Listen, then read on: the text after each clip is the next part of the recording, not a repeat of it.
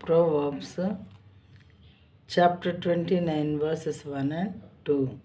Proverbs chapter 29 verses 1 and 2. He who is often reproved yet stiffens his neck will suddenly be broken beyond healing.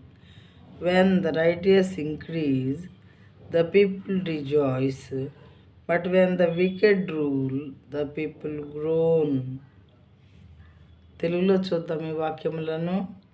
ఎన్నిసార్లు గద్దించినను లోబడని వాడు మరి తిరుగు లేకుండా హఠాత్తుగా నాశనమగును. నీతిమంతులు ప్రబలినప్పుడు ప్రజలు సంతోషించుదురు, దుష్టుడు ఏలునప్పుడు ప్రజలు నిట్టూర్పులు విడుతురు.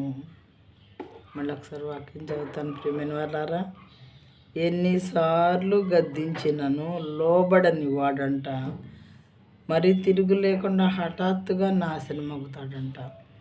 పెద్దవాళ్ళు కానీ దేవుడు కానీ మనల్ని గద్దించినప్పుడు మనం లోబడాలి, ఆ గద్దింపుకు లోబడాలి, మనల్ని మనం సరి చేసుకోవాలి. లేకపోతే ఎన్నిసార్లు గద్దించినను లోబడని వాడు మరి తిరుగు లేకుండా హఠాత్తుగా నాశనం అయిపోతాడంట. ఏ రకమైన ప్రమాదం వాడికి వస్తుందో మనకు తెలీదు. మొత్తానికి తిరుగు లేకుండా హఠాత్తుగా నాశనం అవుతాడు అని దేవుడు మాట్లాడుతూ ఉన్నారు. ప్రియమైన వారారా, తర్వాత 2వ వచనం చూద్దాము. నీతిమంతులు ప్రబలినప్పుడు ప్రజలు సంతోషించుదురు.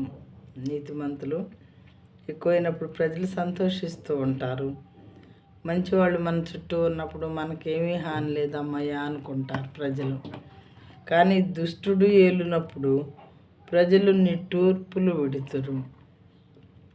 మనకి ఇవి సింపుల్ సెంటెన్సెస్ కాబట్టి చాలా బాగా మనకు అర్థమవుతాయి.